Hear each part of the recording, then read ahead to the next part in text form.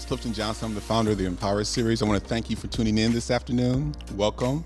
I always start my day with gratitude, so I want to thank you for spending your time with us. We're going to empower you, give you some hope, inspiration, education, and connect you to some resources to help you achieve your goal. I also want to thank our sponsors, so Comerica Bank for your long-term financial support, AE Media Group, and your generous donations. If you want to find out more about the Empower Series, go to our website, which is www.empowerseries.com. You can click on RSVP and find out our schedules for the events coming up in December and also 2020. Also, if you want to donate, you can click the donate button, and then you can take a survey.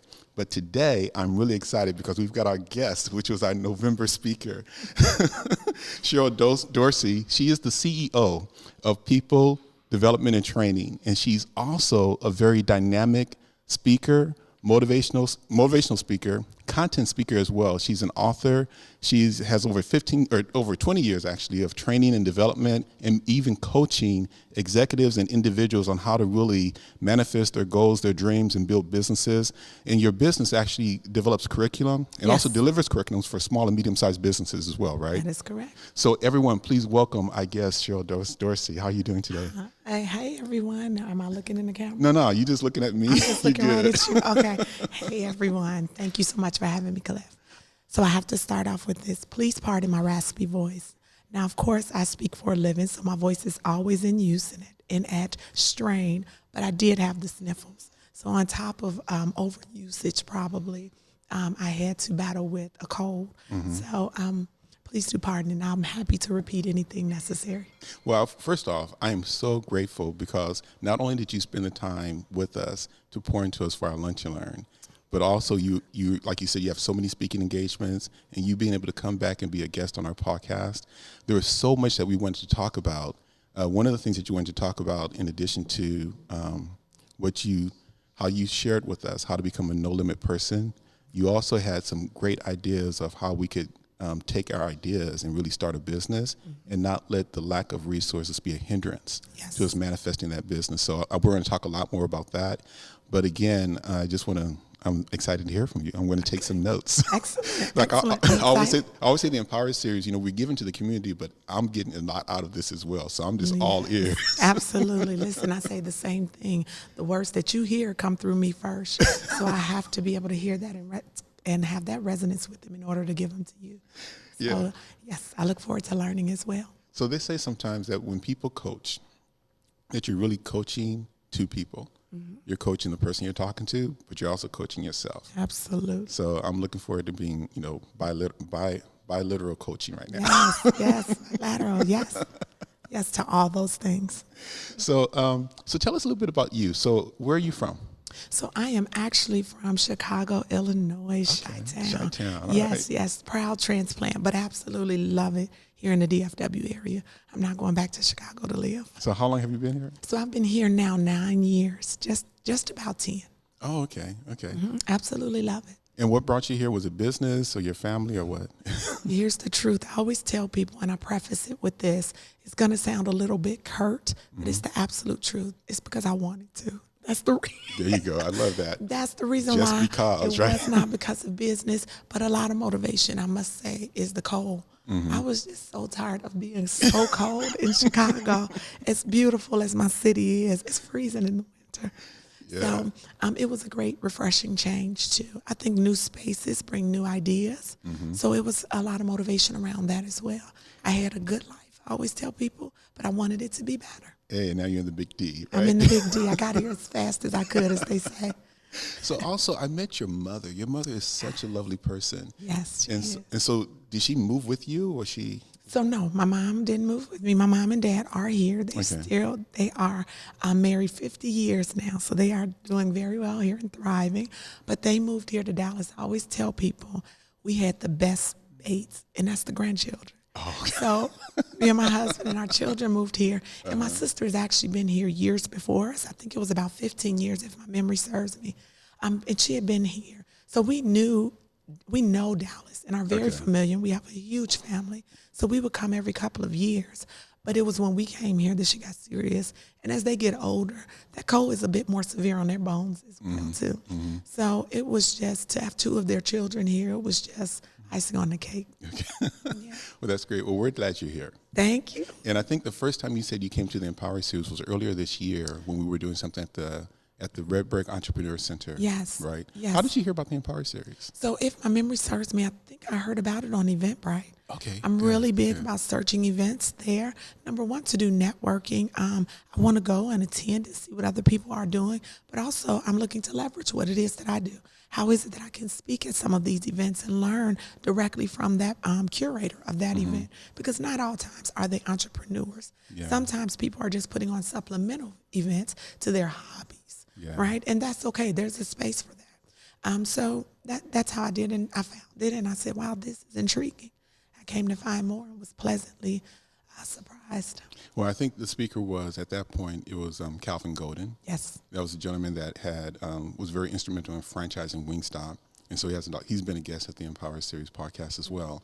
And I think with people like yourself who are in the business of really empowering other people, and you're in the business of training and developing, you're continuously learning. Yes. So I think that's one thing that we can take away from this. So even though somebody like you who are in the business of putting on quality workshops for people and individuals who are very well accomplished, you're still going out and you're going to programs as well. Absolutely. So I am deliberate about my education. I tell people I have 2 master's degrees, and I'm very grateful for them. But I tell people all the time, I am never going back to school formally, but I am a student of life. And so I'm always looking to learn and grow. And every day my mantra is I want to be better. And so whatever that means for me, if that means a course, if that means not for a grade, but if that means a course, if that means some networking, if that means sitting down at this podcast, then that's what I'm willing to do, because I'm willing to invest in me to get to my better, whatever that is. Yeah, and that sounds just like my daughter. My daughter would tell me that she's not an educational person. She said, "Dad, I'm not going to get a degree, Okay. but I don't mind going to classes." And Yes. she will go to school. She's an artist and she does poetry and everything. She'll go to classes and she's actually instructing. We're doing some instruction at the DMA, Yes. but she's not the kind that will sit into a classroom. Yeah. Whereas my son, who's at Ohio State, is going to get an architect degree. But both cases, you're learning. You're Yes, always indeed. learning. It never stops. It never stops. Now, you were saying at one time, well, tell me a little bit about how you started your company, because I'm curious about that journey. Okay, sure. So it's kind of a broad story, but let me see if I can truncate this. In short, I was a born entrepreneur. I've always had entrepreneurial ambitions, and I've been with my husband since I was 16 and he was 17, so that's my high school sweetheart, love of my life. But I say that because I remember when we were dating, and I used to tell him, I'm not going to work. I don't punch a 9 to 5 clock. And he used to say, sweetheart, you're crazy. You got to go to work. We're going to have to, right? And so, We got to talk this out, what right? do you mean, right? Maybe we're not getting married, right? But we have that conversation. And while I couldn't articulate everything, I knew that there was something in me and there was something more to what we were being sold. And I used to have this little philosophy that I used to go by that says, just because they're feeding it to you doesn't mean you have to eat it. And the they is the world, right? And the ideology behind what it is that it takes to make it. I didn't know what that looked like, but I knew innately that there was something more. And for me, that came out as entrepreneurship. Now, I knew always that I wanted to teach, but I thought that teaching to get paid mean that I had to be in front of a classroom. Okay. And students, that's not my calling, Cliff. It's not my calling to be at a school, to be teaching children every day. I'm grateful for what they do, the teachers who are in the schools, but I realized quickly after 1 semester in undergrad, this isn't my calling, right, to teach in that way. As I got older, I learned that, or I went into training, if you will, and I said, this is it. This is what I want to do. Adults who are responsible for themselves, not a grade behind it, right, but who are responsible for their learning. I'm just responsible for the transfer of knowledge, right?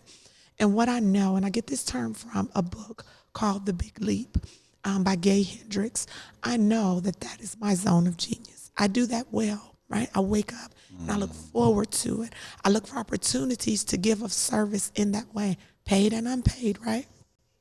So when I understood that, I realized that this is what it is that I wanted to do. I was in my profession. I loved it. I traveled about 80% of the time. I used to tell people they pay me to see the world, right? So it was amazing. Excuse me. And this was as a trainer for a corporation? Yes, this was as a trainer for a corporation. Well, then I began having children. I got married and they had my my children right away, right? And I had them back to back to back very quickly. So I was a mom. It's like, how does this work again? Right. So after having my children so quickly, nobody is within 2 years apart. I'm sorry, nobody is 2 years apart. Everybody's between 18 and 19 months. So they were quickly, I was pregnant or delivering, I tell people all the time, right? So, excuse me. That being said, I stopped working because it just wasn't conducive of the family I wanted to raise. Shout out to all those moms who can do that, right? Raise a wonderful family and live their career. Yeah. But I knew also that I didn't want to punch the clock, right, every day. I just, again, didn't know how that would work. So that being said, I always had, if you will, a side hustle. I would go and do things, speak. I knew business. Used to have a business called Personal Business back in the day when we faxed in cover letters and resumes, things like that, and follow up, and we mailed thank you cards. I used to do that for people. So that was going while I was at home. Then I did taxes. I went back to tax school, and that was going because I was more than a mom. And I knew that to be my full self and be the best mom I could be, I had to fully realize me in order to be of demonstration to my children. That being said, kids grow up. I wanted to reinsert myself back into the world. I still hadn't captured what it meant to be an entrepreneur, but I knew I wanted to make some money. I went to work for a corporation, was very successful really quickly within 7 months, promoted up, was speaking. They had me training and doing things like that. But then the company laid us off, right, and they closed down. No problem. I said, this is my time to take my leap. So I started doing some consulting where I was helping develop curriculum and doing a lot of training. It was wonderful, but every time, and so then I started speaking on being more than a mom. Which was your personal journey, right? That was my personal journey. So that was very easy and organic for me. Not only that, it put me in front of people again, telling my story and getting paid for it.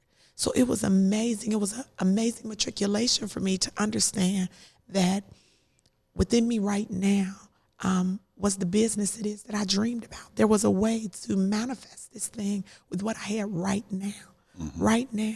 So that was a huge aha moment for me. That being said, every time I would go somewhere and speak, they always would ask me, do you do trainings? You would have been great in my last training, do you? And I was, in the meantime, doing it on a contractual basis for another company. But they were getting the big fee, and I was getting a training fee. And I said, Sherlyn, you wrote curriculum for corporations and companies. This is why they hired you in, and you delivered it. Why are you paying the middleman? And once again, what I realized once I dialed it back is it was fear. That's the only thing that it was. I didn't know how, so I didn't do anything. Not only that, I was also afraid of what will be required of me next. People often think that it's other things that are in your way, obstacles, external obstacles. A lot of the problem is you're afraid of what will be required of you next because you feel like you already have a lot on your plate. You don't have what it takes to take the next step, so you don't do anything. So once I got over that, I decided, and I formalized my business last year, actually last November, if my memory serves me. I formalized it then, and then as I was getting back one of my certifications, because I'm MBE certified, WBE, DBE, all those BEs, right? As I was getting back, getting my certifications back, I got my first contract for curriculum development for an IT company. And from there, that was it. Haven't looked back. I just have not looked back. Okay. I knew it was possible. Well, I know that you know how when you go to service and you hear the message, and you feel like that message is speaking right to you. Yes. You said a number of things that was speaking speaking to some people, and even speaking to me as well. So the first thing I want to go back and talk about is you first going out there and talking and getting paid to speak. And I'm sure you've run across this all the time. People feel like they have a story. They want to get paid to speak, but they can always find speaking opportunities for free. Yes. How did you transition? How did you start going out there and begin speaking for a fee when you were working for someone and then you were transitioning to your own business? So it's super simple. And remember how I told you a minute ago, it's going to sound curt, but it's not. You just ask for it. That is the secret sauce. Yeah. You have not because you ask not.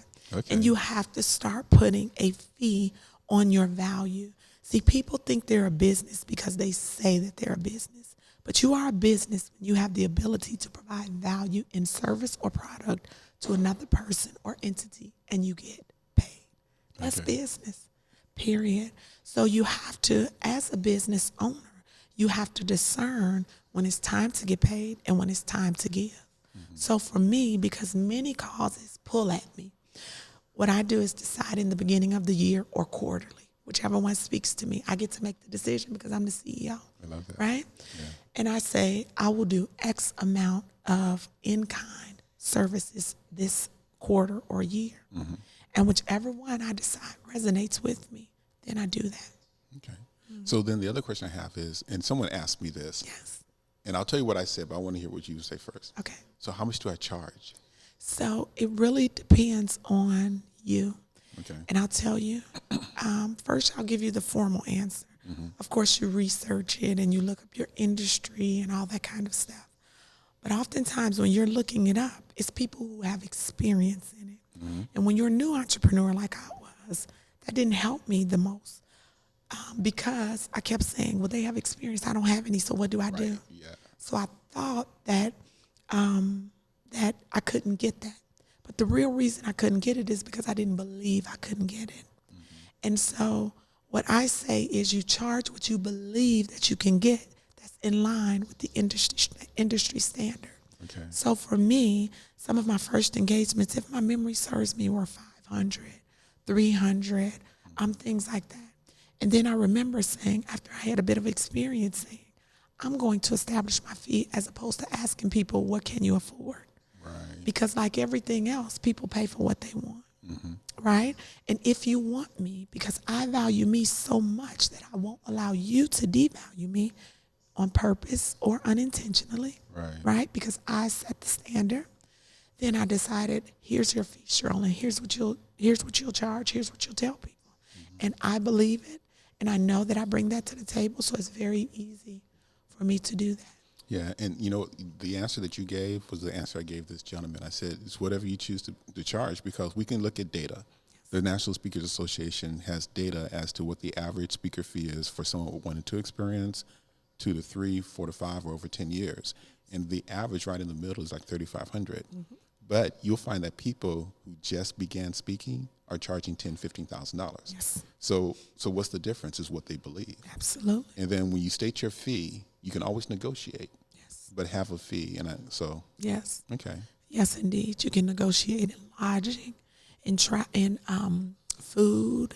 You can negotiate in, I know for myself being an author, and that's one of the biggest tips I can give entrepreneurs starting out. I always tell people you can negotiate even in your books. You buy this amount of books for your audience. You can pass it on, whatever that looks like for you. But that revenue needs to come around. You need to establish your value and don't go down too much. Now, do you provide coaching for speakers as well? I do. I absolutely do. I provide for coaching and small business owners, not small business owners, but small startups. Okay. That is my niche, startups and coaching for speakers. Because I'm a speaker, it really comes natural for me in that area. But generally speaking, it's literally just startups. I have one now who's starting a virtual reality medical, medical tool. Never in my life did I think I would be doing that. But what I know is that the business that I teach is rudimentary. It's fundamental to every business that's needed. Okay. So the value that she's gleaning from it, and I was on a call this morning, so that's also further exacerbated my voice, right? But as I was telling her this morning, you can take these elements that you're learning here and you springboard that into 10 different streams, essentially, which is what we've done for her. Okay. We're at 7 streams. So I'm going to go back to that, but going back to the coaching that you give to potential speakers, do you help them develop their message? Yes. Okay. Yes, so we help them develop their message, their pitch presentation, because all of those things are important, especially when you're getting in front of companies and corporations. Right. They will have what is considered, and I cannot think of the jargon now, but essentially a showcase for potential speakers to come in, and you need to be able to wow them, to delineate yourself from the other speakers in the room. as well as helping them with the speaker's kit, right? And then lining up those other streams of income. So is that different than the people development and training? Is that a different division? Or it's all under the same umbrella? That's all under the same thing. If you listen to the name, what I do is in the name. People. I develop people. People first, right? Absolutely. Putting people first is our guiding mantra. So how do people get in touch with you then? So it's very easy. You can do info@pdnt.com. That's a direct email right into my office. But of course, you can look at my website, and it is www.peopledevelopmentandtraining.com. Okay, the email though was info@, and do it slow again. P like people, D like development, and spelled out, T like training.com, pdnt.com. Okay, so they can email you. That's the easiest way, right? Yes. Record, and then they can go to your website and find out more about you. Yes. If they go to the website, it's actually spelled out the words peopledevelopmentandtraining.com, right? It is. I have a hack for you just in case. The website can also be reached at pdnt.com. Okay, cool. Either way, Yes. right? Yes. Good, Oftentimes I say it all the way out just as a brand, just to ensure that I'm brand redundancy. Okay. So in addition to the coaching that you give, right, one of the things that you were going to talk about, but we only had so much time to talk about, is how do you really start a business? And, one of the limiting thoughts is that I need money to start a business. Yes. But you were telling us, hey, you just, like there's a book that's out by, who's his name? I can't remember the name, but it's like The Power of Being Broke. You know who wrote that book, right? Everybody's listening to this knows who we're talking about. So I can't think of. I know what you're talking about. I've heard of it. I haven't read it, but I have heard of the it. Shark Tank guy. Oh, not the bald head. No, the black guy who's on Shark Tank. He is it bald. Damon? Damon. Damon. FUBU is what I kept thinking in my head. FUBU. Yes. So the power of being broke. So just being resourceful, right? Yes. And when you came up with this, is this a process that you actually lived? Part of your journey as well, right? Absolutely. Absolutely. I always tell people if it happened to you, it happened to other people. You are not an anomaly. On top of that, you mentioned something about coaching two people. You're coaching yourself. In order to coach someone else, you have to be able to coach yourself out of the situation. You're trying to coach other people. Yeah, the most difficult person I coached was me. Absolutely. Or is me still. It is. It's perpetual, right? It doesn't go away. Right. It's never done. Yes. Yes, indeed. And that's my biggest, I always tell people that's my biggest pitch and my biggest sell is how to start your business with a $0 budget. What I don't share with people, or what people don't know about me because they see this side and are like, wow, this is great, but it wasn't always this way. Right. I had 2 master's degrees, a family, and not too long ago, like about 3 years ago, if my memory serves me, we literally ended up on public assistance for a few months. And we ended up there because, well, it's a myriad of reasons, but in short, we jumped on our dreams. We took a leap on our dreams. We thought we had saved up, but life happens, right? Yeah. I couldn't find a job because I had been out of the workforce, and I was trying to get a business started. So what I had to do was become resourceful with not just no money, but less than no money. So let's stop for a second there, because I want people to really understand this. One of the things that I bring is we bring people to speak who have arrived and achieved some level of success. Yes. And they see the success. And Randall Pinkett said, we see that, but what we don't see is the process to success. And it's never a straight line. Never. And so when you look at your situation, you felt like you had saved up enough money, you had the courage to leap for your dream. Yes. But very similar to what Steve Harvey says, at some point, you got to jump before you can soar. But when you jump, your parachute's not going to open immediately. Yes, and you right. may hit some rocks. Yes. And people don't want to, but the fact that you're sharing this and you're being transparent lets people know that, hey, the road to success is always under construction. Yes. It's never going to be a straight line. Yes. And so I just appreciate you taking the time and sharing that, because that's going to really resonate with some people. Yes. And really set the expectation that when they do make their jump, it's not going to be a straight line. Yes. So. Agreed. It will not. It can be. Let me tell you, because I am, I believe in energy. I am very much in tune with what I consider spirit or the universe. And what I know is we've been sold that it's hard. And we believe, hey, we have to pay these dues, right? Go through the trenches. And what I believe is that what you believe and what you say is what it will be, right? But what if we believe something else? What if I didn't believe that it had to be that way? What if I didn't think that if I thought that and I truly believed it, then I would avail myself to the resources that made it differently, right? To the opportunities. And I would see things that are already in front of me that are there for a resource that because I had a different mindset, I couldn't see before. So what I know is the things that I went through before, I created that just like I'm creating this. So if I told myself and what I'm part of my mission is and what it is that I speak and what it is that I train and whatever it is that I do is to tell people we have to shift our paradigm behind what we think is possible and what we believe about the journey and the road ahead. It happened for me this way, not because that's what all entrepreneurs go through. That's what happens with everybody. It happened for me that way because that's what I believed. So I created a life that fulfilled that prophecy. And then at some point I got sick and tired of thinking that subconsciously, because if you would have asked me, I would not have articulated that that's what I believe. And you would not have intentionally done that. Absolutely not. Right. But subconsciously, I have this pre-routed route really in my brain that I think a certain way when certain things come up because of how society, how I was raised, right? All those things come into play. It's our conditional thinking. So when I really started developing myself personally, my whole world changed. Yeah. My whole world changed. And the reality is I didn't create it. It already existed. I just allowed it. Okay. I like that. Well, one of the things I believe, and this is, again, just a belief, is that we do manifest our thoughts. Thoughts are things.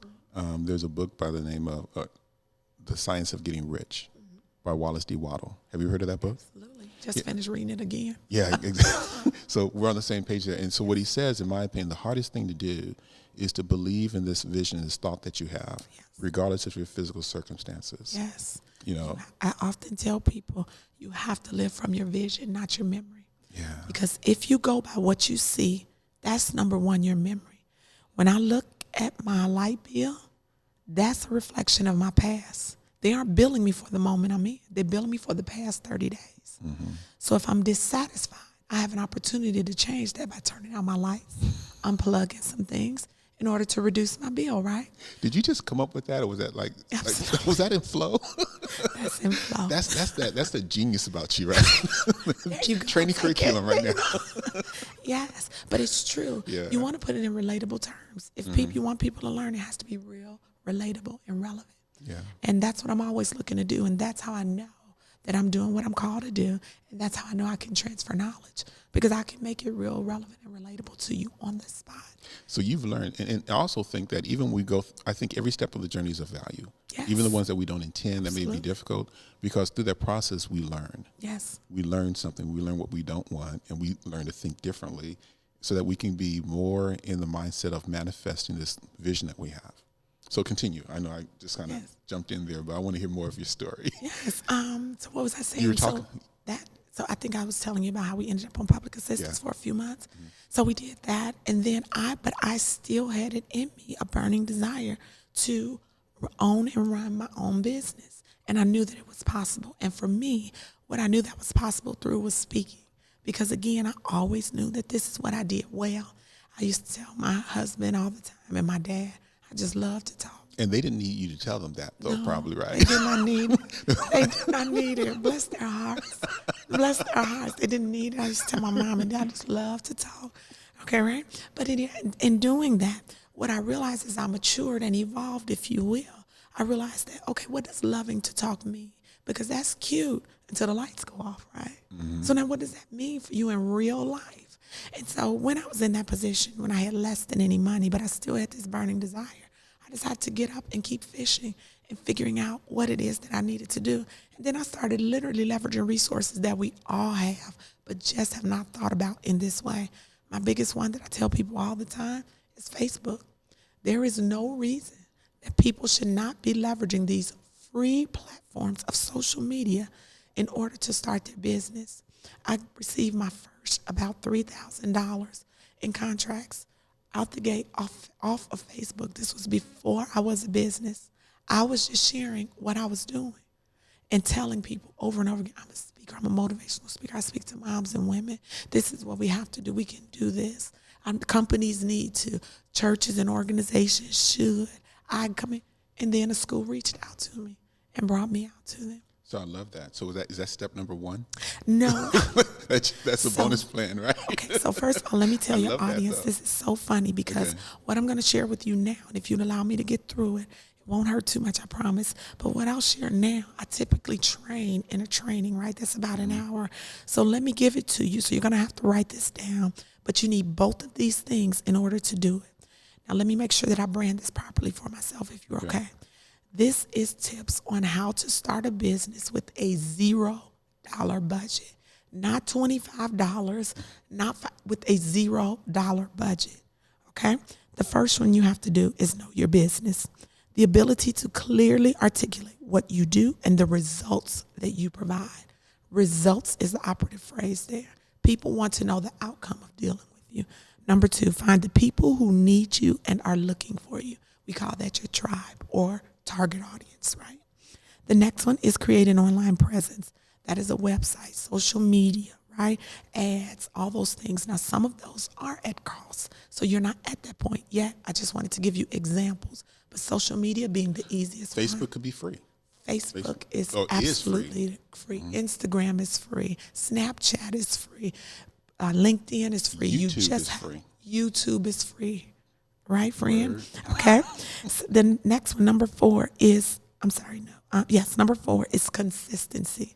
You cannot be sporadic. People need to see, on average, you 7 to 10 times. They need to have a touch point with you before they will buy from you, right? They just have to decide and then think about it, and then go back, then forget, then see you again.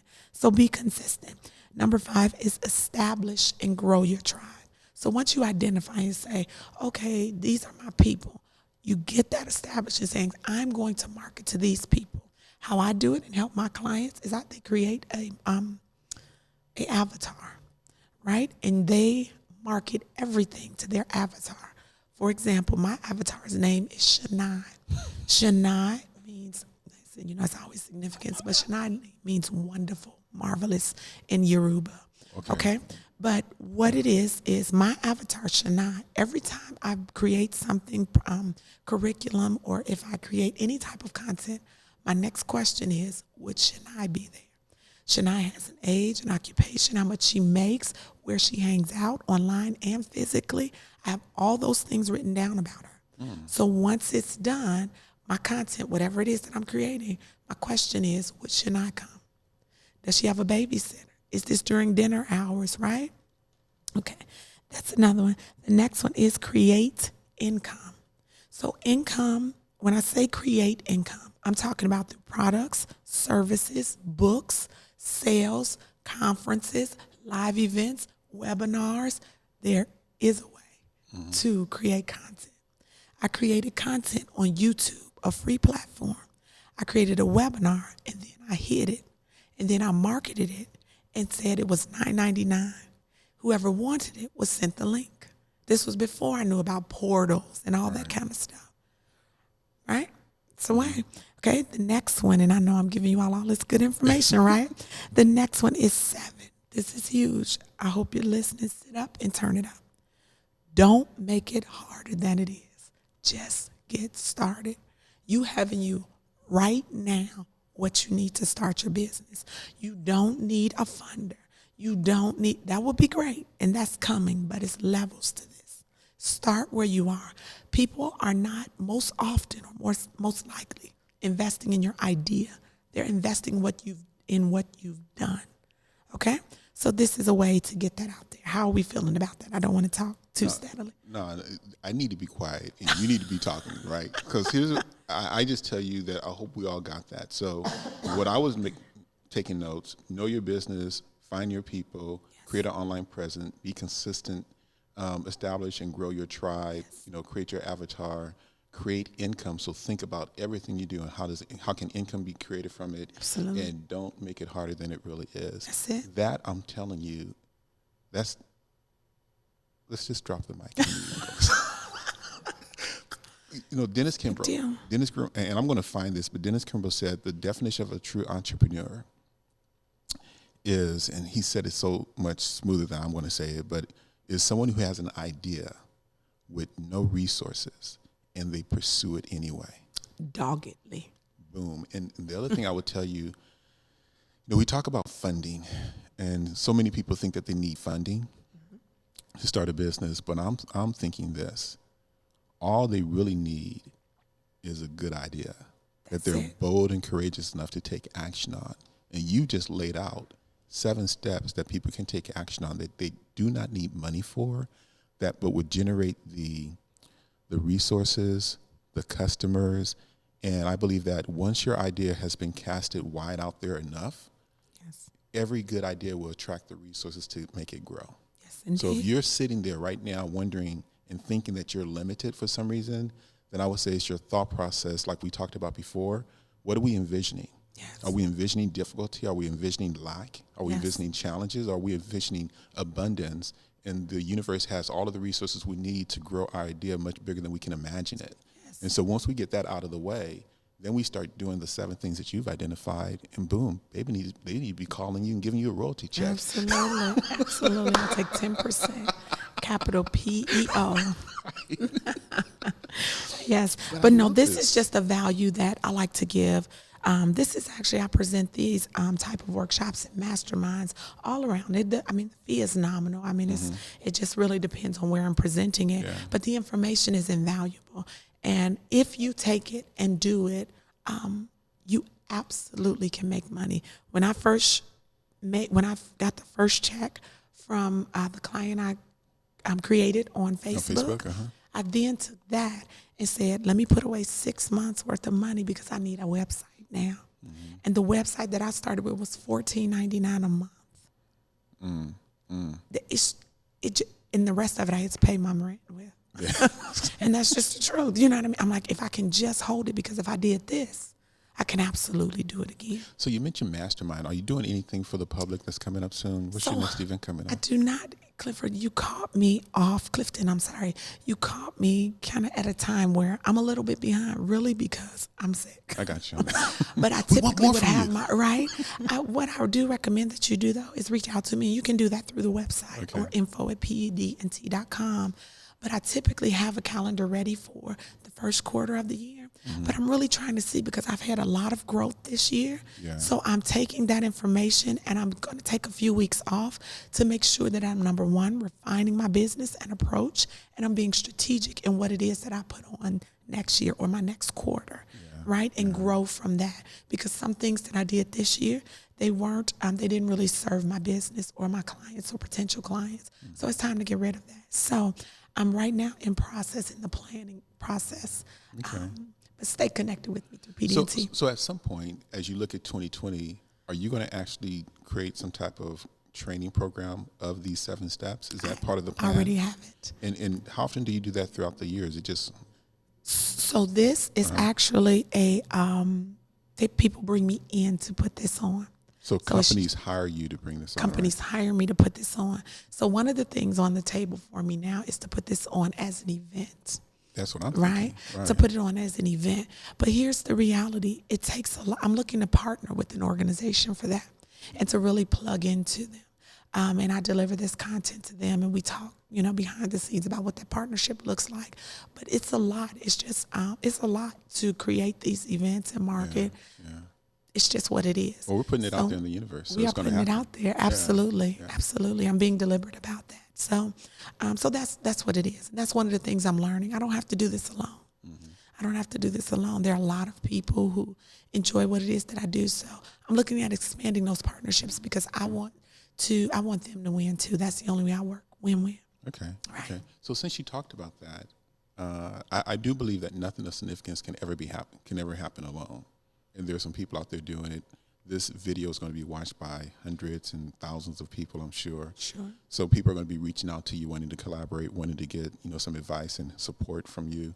One of the things, or 4 things, I think I've shared this with you, but just make sure everybody knows, this is your first time watching, I definitely want to make sure that when people walk away from viewing this video or even coming back to it, that they continue to get hope. Yes. Hope that whatever they envision, their imaginations can come true, that they are inspired to take some kind of action. So you've listed out at least 7 things that they can take action on, so be inspired to do that every day. Yes. They're also educated, so if any of these things are things that you're not familiar with, you can Google anything, right? I wonder if people before Google, I wonder if Google doesn't know something, how did Google figure it out? Did they Google it? I don't know. Right. That's funny. They have So- experts. They have SMEs or subject matter experts that they refer to, right? So for education is continuous. You can learn from anybody around you. And then lastly is the connection to resources. So them being able to connect with you via your email, your website. Yes. There's resources all around. So there's SCORE, Small Business Development Center. There's a Chamber of Commerce. There's a ton of resources that can help you take that next step to achieve your goal. So it's an illusion if you're thinking that there's a lack of resources out there. Absolutely it is. And then with this specifically, this springboard into my business strategy session. So we have some entrepreneurs out there who say, I have this idea, I just don't know how to format it. I just don't know how to strategically take it to market. They just may need a business strategy session. I was in that position before where I said, I have the idea. And so if they want, they take these tools or the information they get from here and say, okay, teach me how to do that. So that's a 4-hour strategy session with me. They sit down, we go through these things, and we brainstorm 5 to 7 streams of income based off of this with their idea. So that's the first line of resource. I know also a lot of times entrepreneurs work well alone initially in that think tank, right? Mm-hmm. So we dream in color, right? It's always a synapse popping off in our head. So sometimes it can become noise when we're crowded by too many people or group coaching. So that's another reason that I offer a business strategy session, right? Where you may be able to just take this information on a one-on-one basis, springboard off of it, and go off and do your own thing. And then, of course, there's the extended services it is that I offer that says, okay, I want to go into a coaching program at a 3-month level, let's just say. Yeah. Because oftentimes, again, entrepreneurs, they may have their footing, but they need something to help them move forward in it. So they may not need a year or 18 months. Mm-hmm. But if you give me these 3 months, if we can do that. So we have packages that speak to that as well. And it's really all focused around these tools that I'm giving here, because I also have a belief that just because you have it doesn't mean you have to spend it. That's true. Oh, right? I love that. Right? So a little bit about your coaching packages. So 3 months. So yes. If someone buys a 3-month packet, what do they get? I mean, how many times do they get of you? Because I've seen coaching packages where they get 2 sessions a month, or they get, it's a limited amount of time. So how would you describe a 3-month package of coaching with you? So I love how you put me on the spot. Yeah. I usually have it right in front of me, but I can tell you the overview, right? So, of course, you'd have to call me, or we can email and talk specifically. But off the top of my head, what they have is 2 sessions with me. One is live, or one is in person or live, meaning we do video conferences. Okay. So we meet twice over the 3 months in person. We will go over video conference twice. And then they set up 4 coaching calls with me. They have an unlimited amount of emails and texting. And then they have X amount of phone calls that we get in that time. Okay. So it's pretty robust, yes, in what it is that we do, but it starts out with the business strategy session. That's one of the best things that we have in the 3-month coaching package, is that the business strategy session is a part of it. So I give you this broad painting and picture of what it is that we have, how it is that you can do it.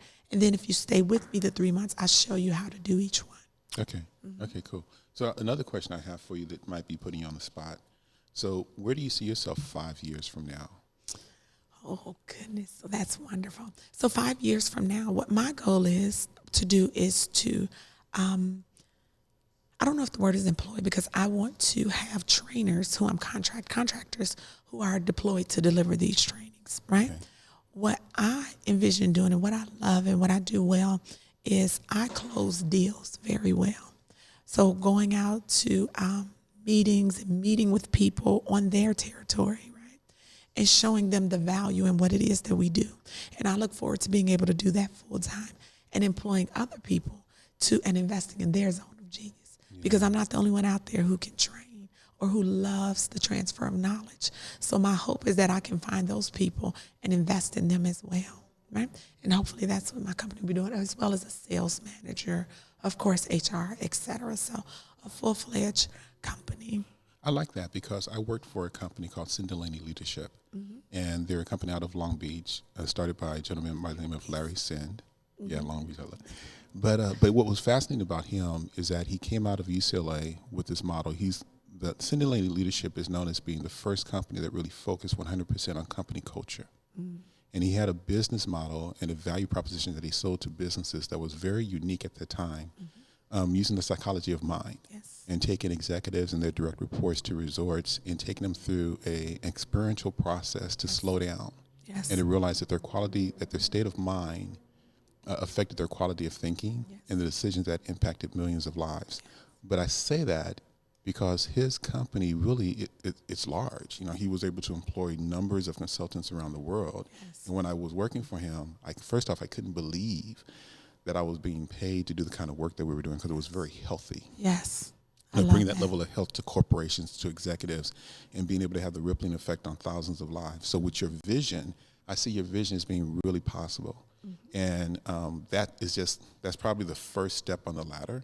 Because the impact that you can have on the world is much bigger than what you said. But yeah, I can definitely see that happening with you.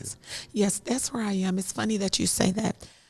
You said it's much bigger, which I definitely believe. But I tell people, and even my entrepreneurs, one of the key things as entrepreneurs in particular that we have to do is control our growth. We always want the big contract. We always want the huge deal. But the reality is we're not always ready for that in word or deed, right? In thought or deed, I'm sorry. We think that we are, but we don't believe it to our core, right? So we're not really creating the things in our business in order to be able to handle a large contract or a vision beyond wherever it is that we stated. So I tell people all the time, even myself, I was finding myself in rooms where I was going to be taken to different states. This was just recently to do business with my training company. And while that was very exciting for me, I had no resources there. I didn't know where to start with that, right?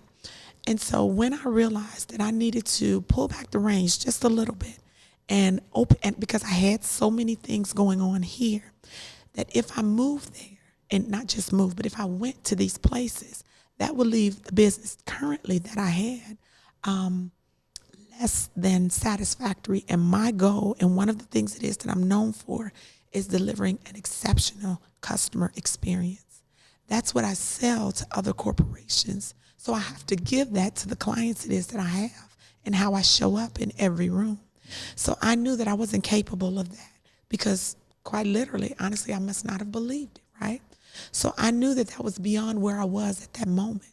So what I did was begin to circle back and say, I'm not ready for that opportunity. Tell me what you have here. Tell me what's going on here.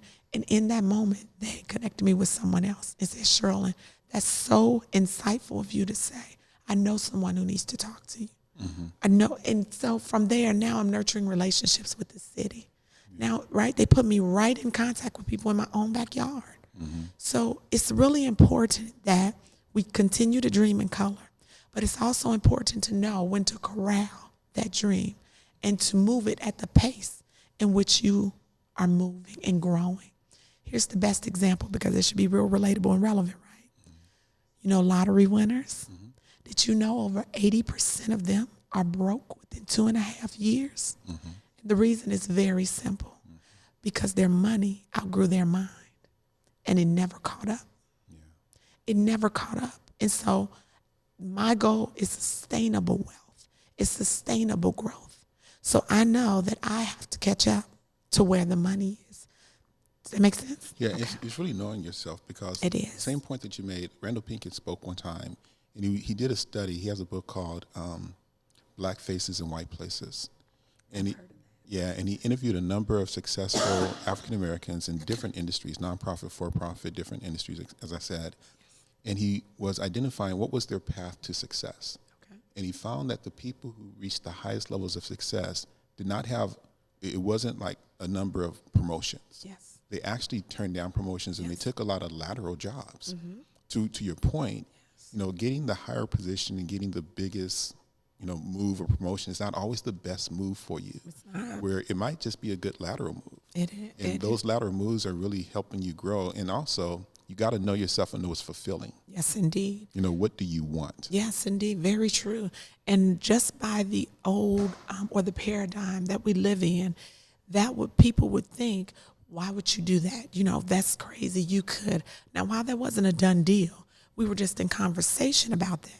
I'm so grateful that I knew enough and that I was evolved enough to say, Sherlyn, not yet, because I can create anything I want. One thing I know that I can do is I know how to garner resources. So I could have figured it out, but would it have been at the level that I wanted it to be? Would I have done what I know that I could do well, right?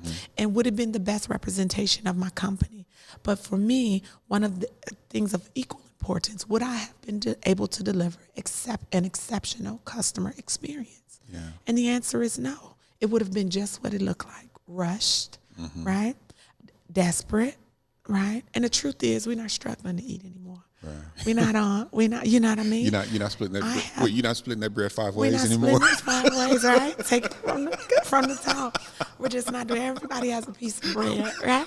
Everybody does. That was so good. But yes, but that's the reality. And so when your money is in line, you are free to create. It frees up your mind to do what it is that you do well and not out of desperation. Yeah. That makes sense. So here's what I'm going to do. Time runs so fast. We're not at the very end yet, but I want to make sure that I ask you some more questions and put you on the spot. So I love it. The fact that you're a mother, yes, you're a wife, yes, you're a daughter, yes, you're a business owner, you're doing so much. I think whether men or women are out there thinking, how do you do it? How do you manage your time? yeah. So share with us a little bit about your routine or your secret to keeping it all together like you do. It's hilarious. So I feel like you are, I feel like you're trying it.